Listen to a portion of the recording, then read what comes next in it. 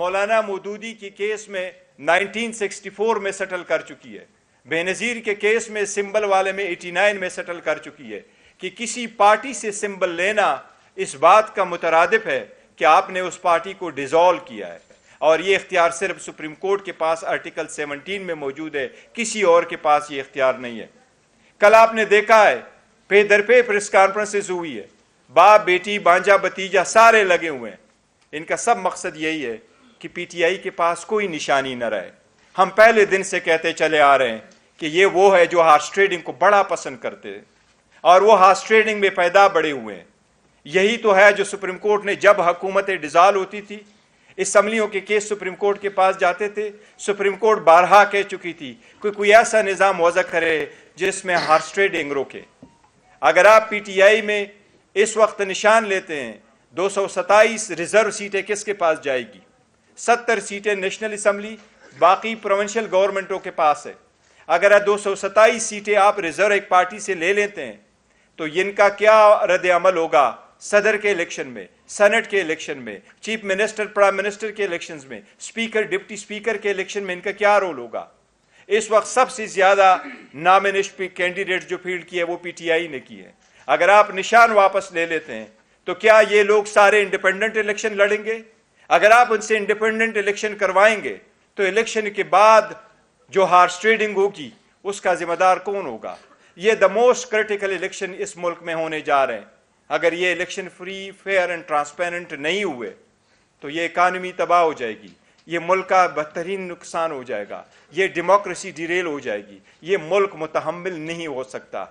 یہ جو قابض بیٹھے ہوئے ہیں پارٹیوں پہ، ان کو اس بات کا ادراک نہیں ہے۔ ان کی پارٹی بچے، ان کی پوزیشن بچے، یہ پارٹی بچے، ان کی پوزیشن بچے، وہ پوزیشن ہے جو اپنے بیٹوں اور بیٹیوں کے علاوہ کسی اور کو دیتے نہیں، یہ بچے، ملک کا کتنا نقصان ہو ان کا احساس نہیں ہے۔ کل انہوں نے ججز پہ جو حملہ آور ہوئے، میں آپ کو اگر آپ کی اجازت سے صرف ایک ویڈیو پلے کرواتا ہوں تھوڑی سی، آپ یہ دیکھیں، ان کی یہ دیکھیں کہ جب کوئی کیس آتا آپ دیکھیں ججز کے بارے میں یہ کیا کہتے ہیں، یہ عدالتوں کے بارے میں کیا کہتے ہیں۔ سن لیں، ایک منٹ۔ عمران خان کو کہا کہ سڑکوں پہ کیا ہمارے میرے پاس لے کے آؤ پٹیشن، میں سمجھا مانیٹرنگ جج لگایا گیا، وہ اس مقدمے کے لیے لگایا تھا، لیکن لگتا ہے کہ وہ حیات مانیٹرنگ جج لگ گئے ہمارے۔ تحریک انصاف سپریم کورٹ کی رجسٹری میں درخواست لے کر گئی، چھٹی کے دن رات کو رجسٹرار گھر سے بھاگا آیا، اس نے کہا جی پٹیشن کدھر ہے؟ تحریک انصاف کے لوگوں نے کہا کہ پٹیشن تو ابھی تیار نہیں ہوئی۔ اس نے کہا ہم یہاں بیٹھے، آپ پٹیشن تیار کریں۔ اسی عدالت نے صداقت اور امانت کا سرٹیفکیٹ دیا۔ کہاں ہے آج وہ صداقت اور امانت کا سرٹیفکیٹ دینے والا؟ چہرہ دکھانے کے قابل نہیں ہے کسی کو۔ جب بیل کا فیصلہ ہونے والا ہوتا تھا، جیل میں اس دن خبر ملتی تھی کہ 3 ہفتوں کے لیے بینچ ڈیزالو ہو گیا، نیا بینچ، یا کوئی جج چھٹی پہ چلا جاتا نہیں تھا، بھیجا جاتا۔ قاضی فائز عیسی صاحب کے معاملے میں مائی لارڈ شپ سے یہ پوچھنا چاہتے ہیں کہ وہ آپ کے بردر جج تھے نا، آپ نے کیا کیا؟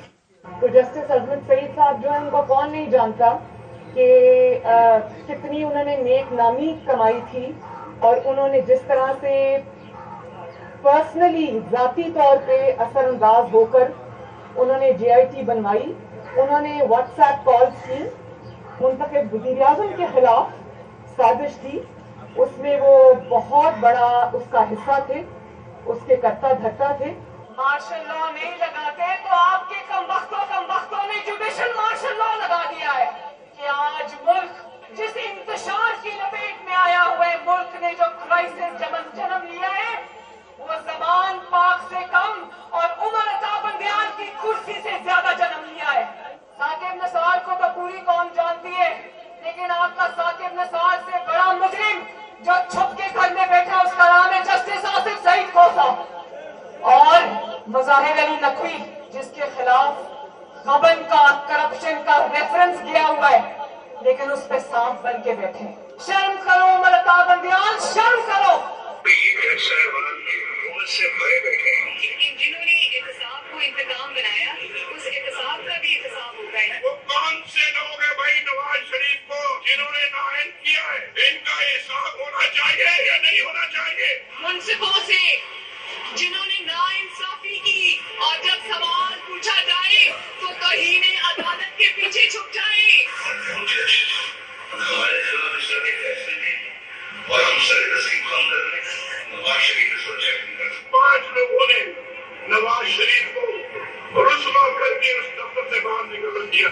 کیس جس میں عمران خان کا فائدہ اور نقصان ہو، وہ 3 آدمی سننے کے بتاؤ کوئی نہیں ہے پاکستان میں؟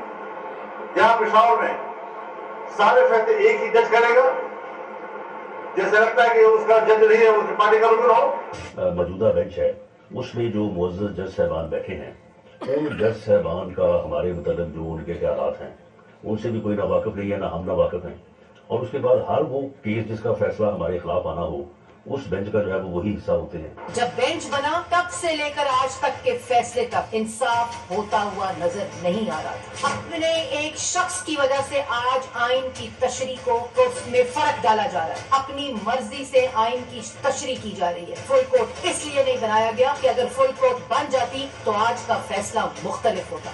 آپ کے علم میں ہے کہ جس دن جو ہے وہ نواز شریف کو ڈسکوالیفائی کیا گیا تھا، بینچ میں بیٹھے بعد جج صاحبان کی فیملی جو اوپر گیلری میں بیٹھی تھی اور انہوں نے وہاں پہ نعرے بلند کیے تھے، اور یہ چیزیں بعد میں میڈیا میں بھی۔ اگر کچھ لوگ غیر جانبدار نہیں ہوں گے، اگر اس کے سہولت کار پیچھے نہیں ہٹیں گے تو ہمیں بتا دیں ملک کون چلائے گا۔ ہمارے وزیر آباد کے کیس میں ایک لڑکا وہ غریب ہے، صرف اس کا یہ قصور ہے، 2 مہینے اس کو حبس بیجا میں رکھا گیا، اب گرفتاری ڈالی ہے ہفتہ پہلے۔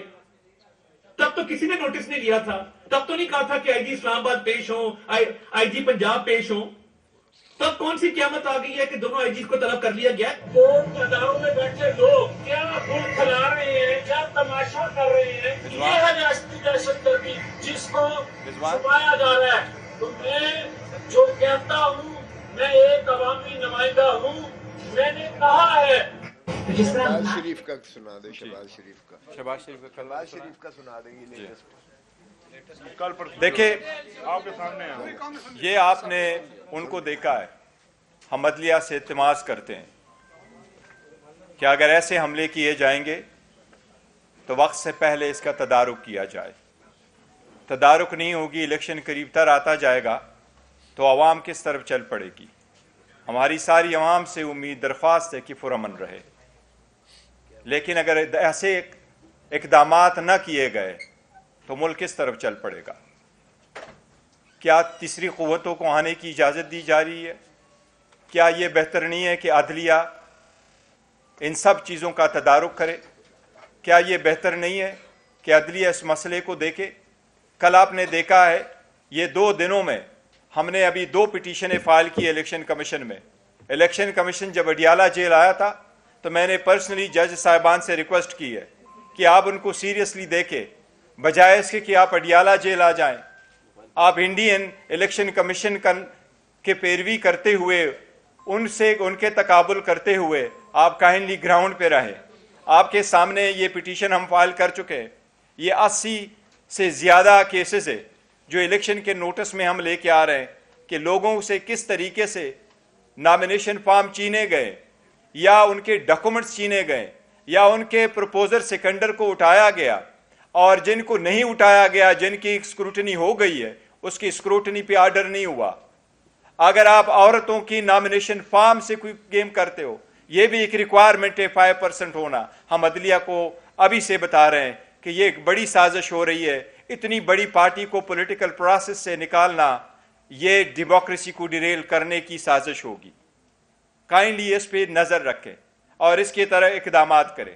جس طریقے سے شاہ محمود قریشی صاحب کو روکا گیا، جس طریقے سے اس کو ڈیل کیا گیا، جس طریقے سے اس کو رات ایک ٹھنڈے کمرے میں رکھا گیا، یہ سارے اس پولیٹیکل پارٹی کو اور اس کی لیڈرشپ پہ پریشر ڈالے اور ٹیررائز کرانے کے لیے ساری ایک سازش ہو رہی ہے۔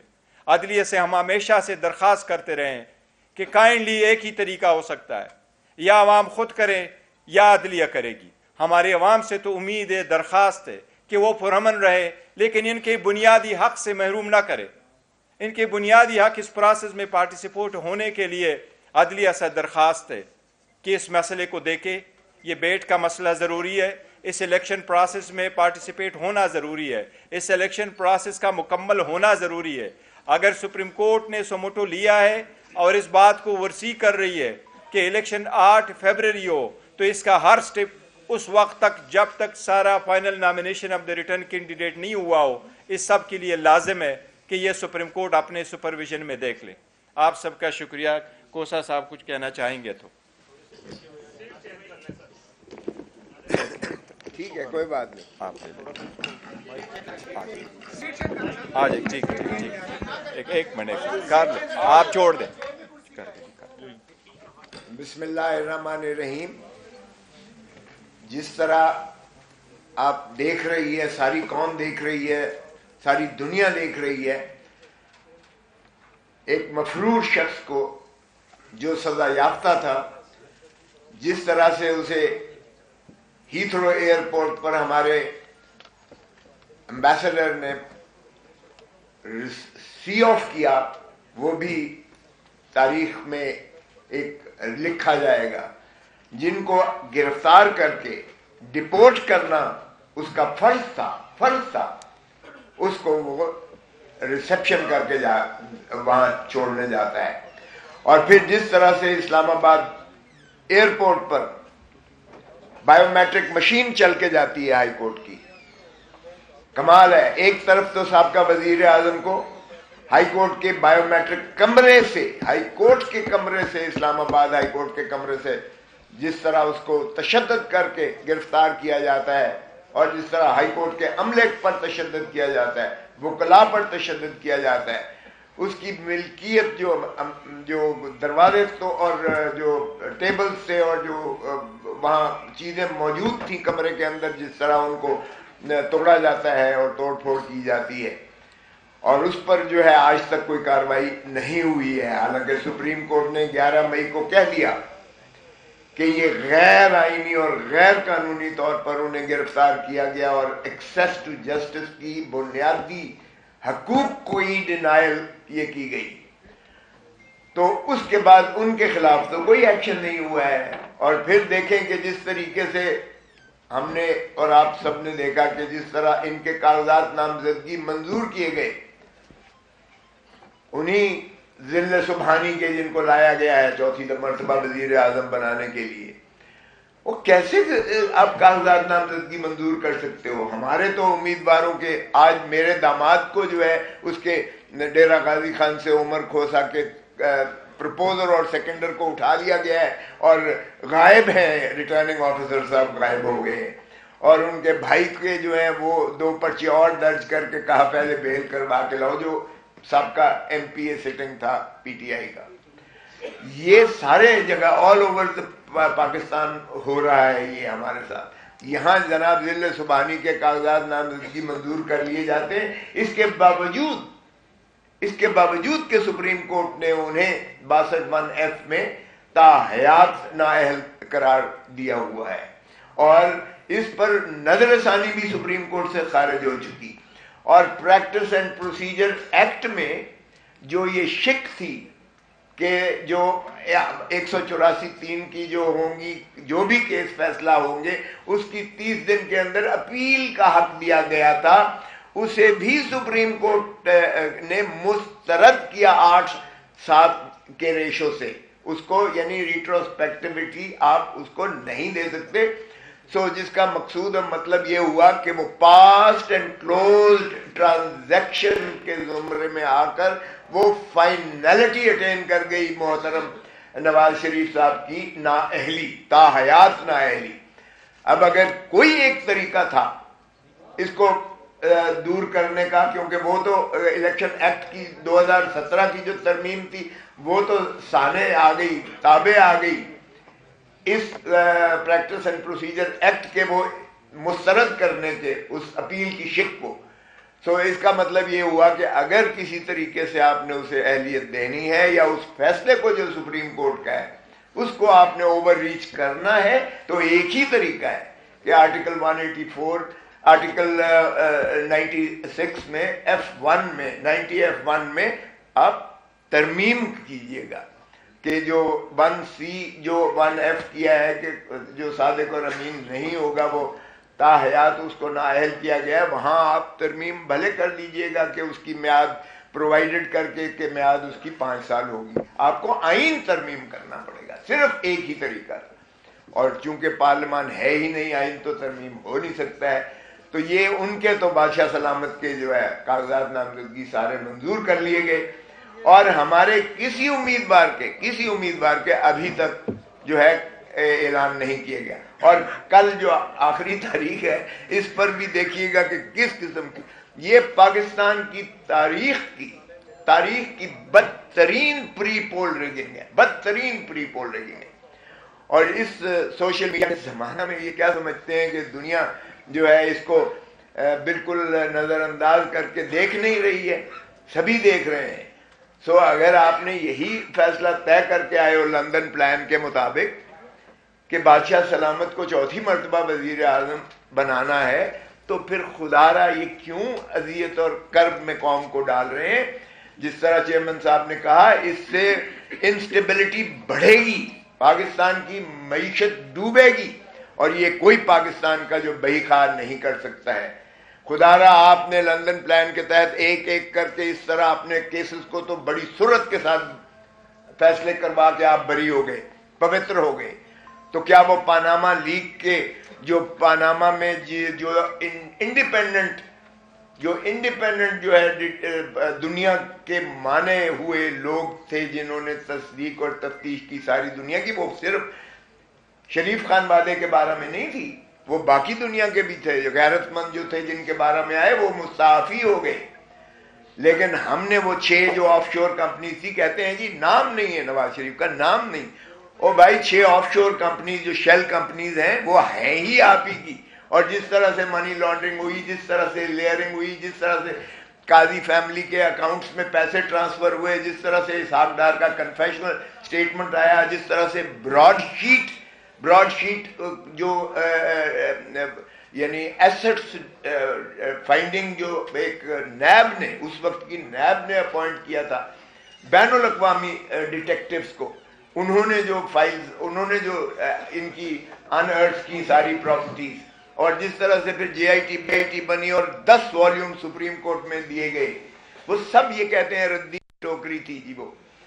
تو پھر تو ماشاءاللہ آپ تو پوتر ہو گئے, اور بعد میں آپ دھرتی ماں کو لوٹنے کا جس طرح سے آپ نے ہر دفعہ مرتبہ کیا ہے, آپ چوتھی مرتبہ پھر لوٹ کے جا رہے ہیں. قوم دیکھ رہی ہے اور اب لوگوں کو آپ نہیں بنا رہے. اتنی دھاندلی کے باوجود پری پولنگ کے 8 فروری ہونے دیں, الیکشنز کو ٹرانسپیرنٹ کرنے دیں. پھر خائف کس لیے, ڈرتے کس لیے؟ یہ ساری آپ کی جو چل رہی تھی ابھی آپ کو دکھائی گئی ہے, بھلے کے نشان کو کیا آپ چاہتے ہیں کہ دیکھیں پاکستان, ہندوستان اور بنگلہ دیش میں یہ کیوں کر سمبل رکھا گیا ہے؟ یورپ میں تو سمبل نہیں ہے کیونکہ وہاں سب ایجوکیٹڈ ہے. یہاں ہماری جو ان ایجوکیٹڈ ہیں, جو لکھنا پڑھنا بھی نہیں دیکھ سکتے, وہ نشان پر ہی ووٹ دیتے ہیں. تو آپ پاکستان کے غریب آدمی کو, کسان کو, مزدور کو, دہقان کو, ایک محنت کش کو آپ اس کے بنیادی حق سے محروم کرتے ہیں جب آپ سمبل کو ہٹا دیتے ہیں. اور یہ خوش نہ ہوں, کل کو شیر کی باری آ سکتی ہے, پرسوں تیر کی باری آ سکتی ہے, تو یہ کب تک کھیل تماشا آپ کرتے رہیں گے, اس ملک کی جمہوریت کے ساتھ کھلواڑ کرتے رہیں گے. اظہر من اللہ صاحب نے اپنے نوٹ میں لکھا کہ 47 سے ہم جو کھلواڑ کر رہے ہیں اس ملک کی جمہوریت کے ساتھ, کسی کو پھانسی دے دیتے ہیں, کسی کو تاحیات نااہل کرتے ہیں, کسی کو آج ہم نے پابند سلاسل کیا ہوا ہے, یہ جمہوریت کا مذاق اڑانے کے مترادف ہے. اور اب جو کچھ ہو رہا ہے یہ جمہوریت کا جنازہ نکالنے کے مترادف ہے. خدا را ہوش کے ناخن لیں اور ملک کو آگے چلنے دیں, تاکہ ملک جو ہے عوام کا ہے.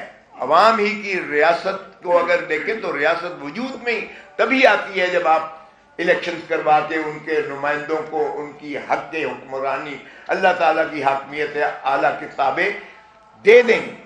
جب تک آپ ملکیت عوام کو کے مسائل ان کی حکمرانی پر نہیں دیں گے, تب تک جو ہے آپ کا ملک آگے نہیں بڑھ سکتا ہے. اور پھر آیا آرٹیکل 5 میں لکھا گیا کہ وفاداری آئے عوام کے ساتھ اور تابعداری آئین کے ساتھ, یہ لازم کر دی گئی ہے ہر پاکستانی پر, چاہے وہ چیف جسٹس آف پاکستان ہو, چاہے وہ فوج کا سربراہ ہو, چاہے وہ کوئی بھی ہو, صدر ہو یا ہو.